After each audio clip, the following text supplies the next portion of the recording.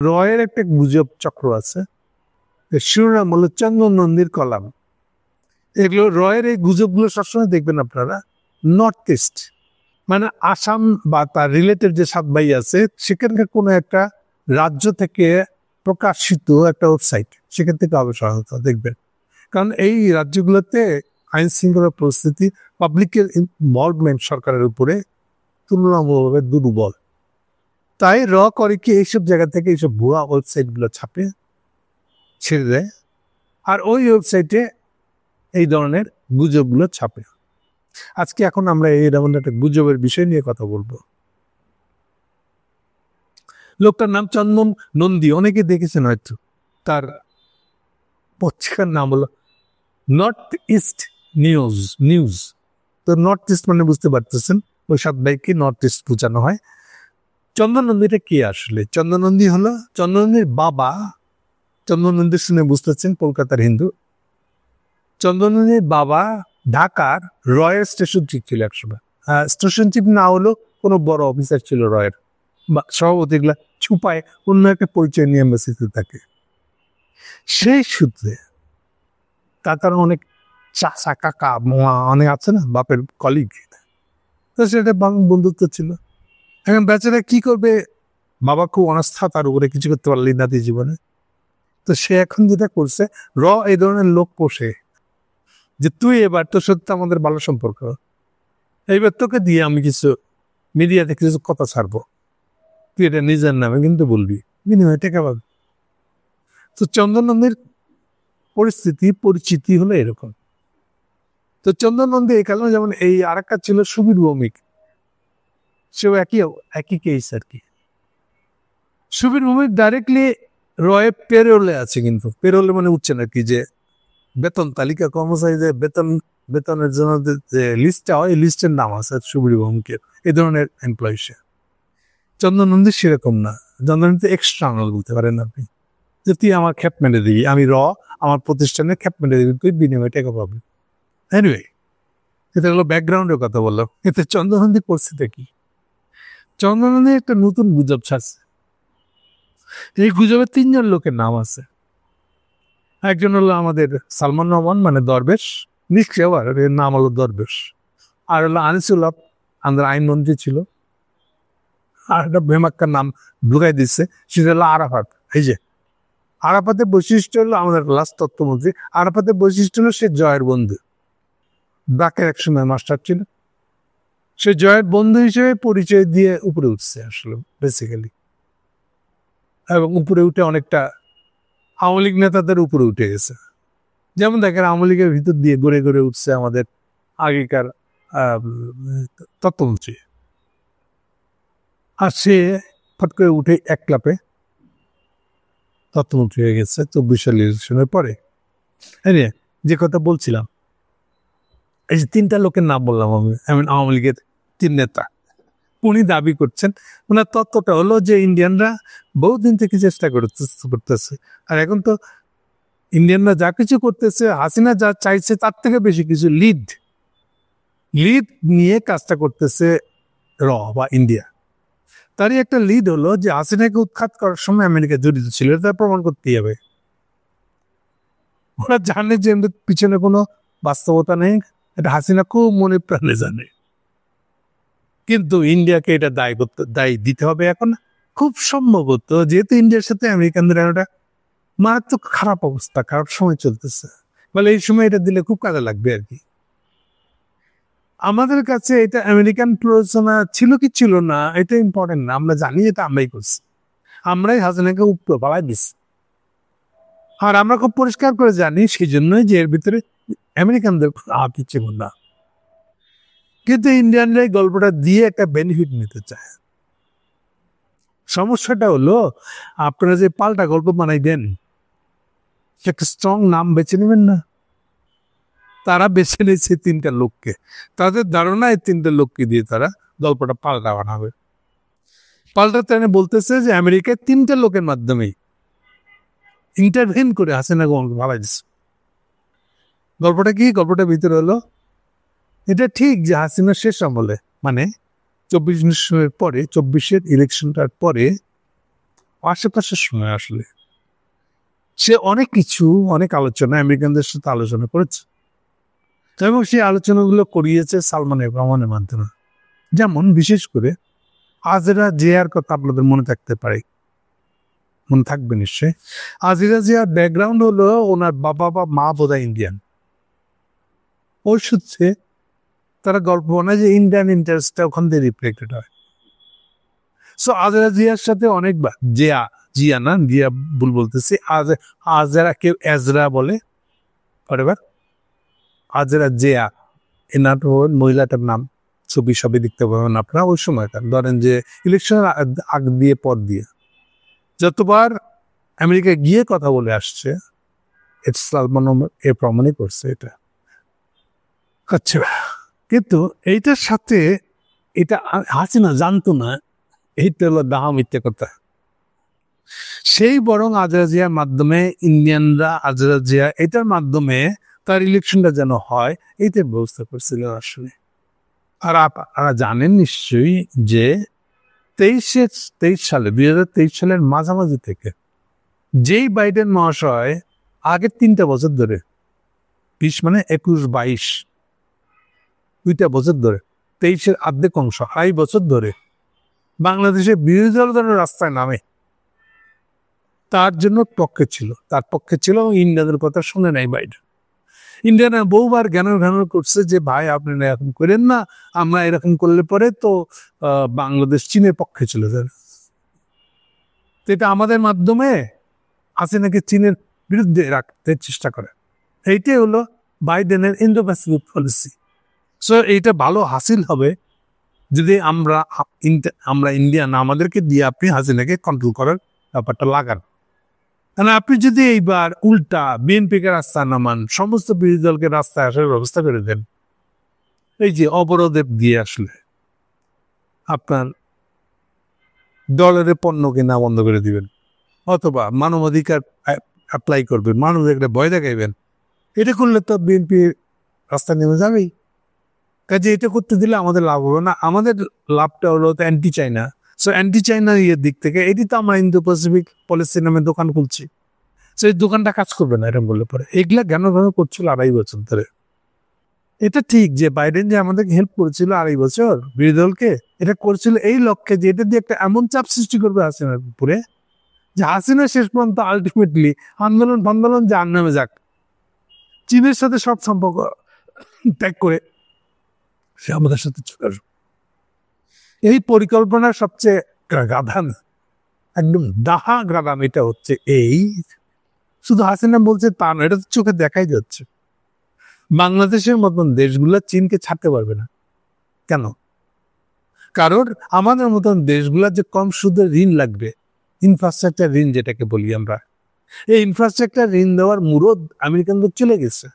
এটা তো আমেরিকানদের সেই সক্ষমতার দিন আর নাই যেটা 45 সালের পরে ছিল, যেটা নেক্সট 45 থেকে শুরু করে 80, 90 গত শতক শেষ করছে।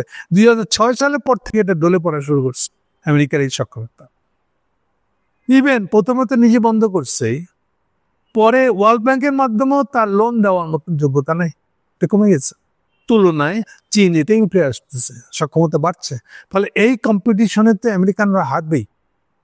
ফলে আমাদের মতন দেশগুলোর আপনি মাথা খুঁড়ে মরে গেলেও আমরা চীনের সাথে সম্পর্ক ত্যাগ করতে পারবো না। চীনের সাথে সম্পর্ক ত্যাগ করা মানে আমাদের দেশে লোন আসবে না, ইনফ্রাস্ট্রাকচার লোনটা আসবে না। ফলে লোন না আসলে আমাদের ইকোনমি কখনোই রাইজ করে উঠে দাঁড়াবে না। ইটস একটা বটম লাইন, সহজ হিসাব। কিন্তু এটা কখনোই কোনো আমেরিকান প্রেসিডেন্ট মানতে চায়। ওই ঘুরে ফিরে আমাদেরকে আবার চাপ দিচ্ছে, আপনারা চীনের সাথে সম্পর্ক রাখবেন না। সো লাস্ট এইটার জন্য গ্যাংওয়ার পাড়ার লোক হলো বাইডেন আসলে। তো উনি আসলে মূলত এটা একটা ঘুরপথ আর কি, যে চীনের সাথে সম্পর্ক ছাড়ার জন্য হাসিনাকে বাধ্য করবো, এমনভাবে বিরোধী দল লেলাই দিব যে শেষ পর্যন্ত রাজি হবো। উল্টা হলোটা কি শেষে 23 সালের মাঝামাঝি বাইডেন নিজেই এই ইন্ডিয়ান ফায়ারে পরে আবার হাসিনার সাথে একটা কম্প্রোমাইজ করে ফেলল। এটারই ফলাফল হলো 2024 ইলেকশন। আরো স্পষ্ট করে দিই, একটা প্রমাণ দিয়ে দিই আপনাদেরকে আমি। 24 ইলেকশনটার পরে, এটা তো জানুয়ারি ইলেকশন, ফেব্রুয়ারির 5 তারিখে এই পিটার হাস বাইডেনের লেখা চিঠি, হাতের লেখা চিঠি নিয়ে এসে হাসিনার কাছে জমা দিচ্ছেন, পাবলিকলি জমা দিচ্ছে। এবং সেখানে হেডলাইনটা হয়েছে পত্রিকা রিপোর্টে, আমরা ডেটও তো বলে দিলাম, 5ই ফেব্রুয়ারি পত্রিকা করলেন 2024, ওখানে লেখা আছে যে আমরা একসাথে কাজ করবো এখন। তো এটাই বাইডেন হাসিনাকে চিঠি লিখে জানিয়েছে। তার মানে 23-এর মাঝামাঝি থেকে যে আলোচনার কথাবার্তা নতুন লাইন খুলছিল, এটা হলো পরিণতি। তাহলে যেই বাইডেন মনে করতেছে হাসিনা টিকে যাবে বা হাসিনাকে টিকাইতে হবে, সেই জন্য তারা একসাথে কাজ করবে, তাহলে সেই বাইডেন হাসিনাকে ফালালো। এই গপ্প কাক দিতেছেন? যারা ভিতরে ঢুকে বসে আছে তারা এই গপ্প মানবে আপনার কথা? হ্যাঁ, ওপেন ওপেন তো ফ্যাক্ট গুলো তো ওপেন, কোনোটাই কোনো লুকানো নাই, গুপ্ত কিছু নাই। তাহলে কেন এই গল্পটা দিতেছেন যে আমেরিকানরা হাসিনাকে ফলাইছে? আমি লক্ষ্য করেছি সব বিদ্যান লোকজন যারা বিশাল তাত্ত্বিক, তারা পর্যন্ত এটা বিশ্বাস করে। অদ্ভুত লোক, ভাবতেই তারা আমেরিকা করছে, তাতে আমেরিকা শুনলে আবার মাথা গরম হয়ে যায়, জোশ পায় তারা খুব। তো তারা বলতেছে এটা। তাহলে মূল কথা হলো এই চিঠিটাই প্রমাণ করে, আমি যেন উল্টা করে বলবো, চিঠিটাই প্রমাণ করে যে বাইডেনে হাসিনাকে স্টাবল করছে 24 ইলেকশন দিয়ে। বলে সে কাকা ইয়েকে সরাবে, বরং হাসিনা পড়ে যাওয়ার পরে সে বোকা হয়ে গেছে, স্টুপিড। পুরো বাংলাদেশের মানুষ যে বাইডেনের নামে রাস্তায় মিছিল বাইর করে নাই, জুতা ছুঁড়ে মারে নাই, এই জন্য তো বাইডেন আমাদেরকে স্যালুট করা উচিত। এটা তো প্রমাণিত যে আপনি হাসিনাকে 24 ইলেকশন করে ক্ষমতা পাঠাইছেন, আপনার কোনো হুঁশ নাই, জ্ঞান নাই। আপনার সিআইএ, আপনার এপিআই, যত ইন্টেলিজেন্স আছে, কেউ বলতে পারলো না যে হাসিনা টিকবে না? কেউ দেখতে পারলো না 6 মাসের মধ্যে হাসিনা পড়ে যাবো? এবার বুঝছে আমরা কত বড় গাধা। এটা এত ডলার দিয়ে দিয়ে এগুলা প্রতিষ্ঠান গড়ে তুলতেছে, এত ইন্টেলিজেন্স বানাইছেন। কেউ জানতে পারলো না যে হাসিনা পড়ে যাবো, পড়ে যাবো আপনি জানতেন না, সেই জন্য তো ওই চিঠি লিখছেন। নাহলে কি চিঠি লিখতেন? এই চিঠিটাই তো প্রমাণ করে যে আপনি এটা গাধা। আপনি বুঝতেও পারেন না আপনার এই চিঠি লেখা 6 মাসের মধ্যে হাসিনাকে উপরে ফেলে দিবে বাংলাদেশের মানুষ। আপনার কোনো হুঁশ নাই। এখন সেইটা ডাকবার জন্য ইন্ডিয়ানরা লাগছে উঠে বসে, আপনারাই ফেলাইছেন। কারণ আপনারা ফেলাইছেন এটা বললে পরে বিরাট কুতুব আমেরিকানরা, হ্যাঁ, হাসিনাকে বসাও দেয়, আপনি তাকে উপরাও ফেলা দেয়। এনিওয়ে, লাস্টে একটা কথা বলে আমি এখন এই চন্দন নন্দীদেরকে একটা গালে থাপ্পড় মারব না, ফিজিক্যালি না, ভার্চুয়ালি। সেটা হলো, চন্দন সাহেব, এই যে আপনি এত লোক খুঁজে আলেন, হিসেব করবেন না, গবেষণা করবেন না কোন লোকটা কেমন। হ্যাঁ, আপনি নাম দিলেন কার? আরাফাতের। খালি একটা প্রশ্নের উত্তর দেন। এই যে 2 সপ্তাহ আগে, মানে আগস্ট মাসের 3 তারিখে এস আলম মক্কা ভ্রমণ দিয়ে, সৌদি আরব ভ্রমণ দিয়ে উনি হাসিনাকে দেখা করছে। 3-3বার দেখা করছেন ওই ছোট্ট সফরের মধ্যে। ইন্ডিয়াতে ওনার মানে কয়দিন ছিলেন ওইটা বোধহয় 10 দিন। এই 10 দিনের মধ্যে 3বার দেখা করেছেন উনি, টাকা পয়সা দিয়ে তারপরে ফেরত দিয়েছেন। এখন বলেন চন্দন নন্দী সাহেব, এই সালাম যে ঢাকায় দেখা, এই পুরো সফর মধ্যে যার 3টে লোকের সাথে দেখা করছে হাসিনা ছাড়া, দলের 3টে লোকের সাথে দেখা করছে। কে কে? এটা হলো নানক, জাহাঙ্গীর কবির নানক, বুঝতে পারতেছেন, গুন্ডা আর কি, এক্সিকিউটর, বাংলার এক্সিকিউটর। নানকের নাম করছে, বুঝছি নানক কি জন্য। 2 হচ্ছে নফেল। নফেলটাকে এটা নফেলের পরিচয় করে যে আপনাকে ভালো করে। নফেল হলো বাংলাদেশে ইসকনের সেন্টার হলো চিটাং, বিশেষ করে বড়ুয়াপাড়া। আপনারা অনেকেই জানেন যে যখনই চিটাংয়ের ওই যে কালুঘাটে ব্রিজটা যখন পারাইবেন, এই জায়গাটা পুরা বড়ুয়াদের এলাকা, কানুঙ্গোপাড়া যেখানে আছে ওই জায়গাগুলো, এই পুরা বড়ুয়া গোষ্ঠী এবং চিটাংয়ের হিন্দু গোষ্ঠী। চিটাংই একমাত্র ডিস্ট্রিক্ট যেখানকার, চিটাং যথেষ্ট বড় শহর, যেখানে হিন্দুদের সংখ্যা, মানে আরবান হিন্দুদের সংখ্যা বেশি। ফলে ইসকনের সেন্টার হলো আসলে চিটাং। আপনার চিন্ময় করতে করতে আসছে, খেয়াল করে দেখেন, হিসাব মিলবে। আর এই পুরো ইসকনের উপরে কে আছে? এই হলো নফেল। নফেলের ব্যাকগ্রাউন্ড কি?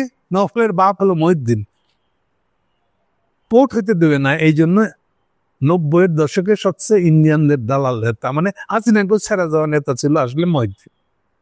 বাস এই মহিউদ্দিন আবার তার ছেলে নওফেলকে 1 বছরের জন্য রামকৃষ্ণ মিশনে পড়তে পারেছে। রামকৃষ্ণ মিশন বুঝছেন তো, এটা হিন্দুত্ব শিখাই দিয়েছেন আর কি, ছেলে যেন মুসলমান ছেলে যেন আবার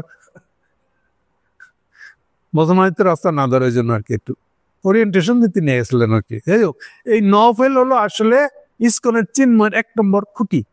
হাসিনা আমলে এ পুরা সার্ভিস দিয়ে গেছে চিন্ময়দেরকে, ইসকনদেরকে। তাহলে এবার আসলো মিলল কে কে? 1 হলো নানক, 2 হলো নওফেল, থার্ডটা হলো এখন আরাফাত, কোঅর্ডিনেটর। বিদেশি এম্বাসির সঙ্গে যোগাযোগ রক্ষা, মিথ্যা ব্রিফিং করা, এগুলো ভালো পারে। এখন আপনি ব্যাখ্যা দেন, আপনি বলতেছেন এই আরাফাতের নাম আপনি দিয়েছেন আপনার 3 জনের মধ্যে, কি হলো? হাসিনা কি পুরো ট্রাস্ট করে আরাফাতকে, এটি বোঝা গেছে? তাহলে সেই আরাফাত হলো আওয়ামী লীগের ভিতরে, আওয়ামী লীগের উপরে হাসিনা যেন ফেল করে তার জন্য আমেরিকান এজেন্ট। এটা একই লোককে কয় জায়গায় মিলেবেন আপনি? হ্যাঁ, আরাফাত যদি আমেরিকান এজেন্ট হয় তাহলে হাসিনা আরাফাতকে কেন এস আলমের সাথে দেখা করতে পাঠালো? 3টা লোক তো এমনি এমনি বেছে নেওয়া হয় নাই নাকি? এটা তো বুঝেন, আপনার প্লট হয় না। হাসিনা কি করছে এটা একবার তাকান নাই আপনি। এস আলমের সাথে দেখা করার জন্য আরাফাতকে পাঠাইছেন, আর আপনি সেই আরাফাতকে রাখতেছেন আমেরিকানদের সঙ্গে আতাত করে হাসিনাকে ফালাই দেওয়ার নায়ক হিসাবে। বুঝছো? দেখে এমনি বললেন, একবার চেক করবেন না যে লেটেস্ট আরাফাত কি করতেছে? এর মানে আপনার রয়ের প্লট যদি একটা ব্যক্তি খোঁজ খবর না রেখে একটা যা মাথায় আসে বলে দেন, আপনি চন্দ্রনন্দীর সেই পাল্লায় পড়ছে, গাধাদের পাল্লায় পড়ছেন আপনি। বলে আপনার এই তত্ত্ব, এই ষড়যন্ত্র তত্ত্ব পুরাটা ভুয়া। আপনি যত চেষ্টা করেন না কেন এটা মিথ্যাকে সত্য প্রমাণ করতে পারবেন না আপনি। ফলে এটা এস্টাবলিশড ফ্যাক্ট যে হাসিনাকে ফেলানোর জন্য আমেরিকান দিক থেকে কোনো প্রস্তুতি ছিল না, কোনো চিন্তাও ছিল না, এটা তো পরিষ্কার। খেয়াল রাখবেন, বাইডেন কিন্তু তখনও প্রেসিডেন্ট। বাইডেন প্রেসিডেন্ট হলো পুরো 24 সাল তো বটেই, 25 সালে 19শে জানুয়ারি পর্যন্ত উনি প্রেসিডেন্ট, এবং তিনি হাসিনাকে চিঠি লিখে বলছেন একসাথে কাজ করব। এবার হচ্ছে 23 সালের মাঝামাঝি থেকে তো উনি এই লাইন নিয়েছেন না। আপনি একটা মিথ্যা ঘটনাকে জবরদস্তিতে প্রমাণ করবেন না আমেরিকানদের হাত ছিল। তো বলেন না, আমেরিকানদের যারা যারা মুভমেন্টে ছিল এরকম কোন পার্টির পক্ষে সম্পর্ক ছিল তাদের? কিছু বলতে পারছেন না। এর 3টা লোক থেকে নিয়ে আসছে আওয়ামী লীগের লোক। আসলে তার একটা বললাম আপনাদেরকে, এই আরাফাতকে এখন হাসিনা নিজের প্রতিনিধি মনে করে, নাহলে ইসলামের কাছে দেখা করতে পাঠাবে কেন? সো পরে বা আবার এরকম মিথ্যা গল্প বানানোর সময় একটু হুঁশজ্ঞান করে মিথ্যা বলবেন, ঠিক আছে? Thank you.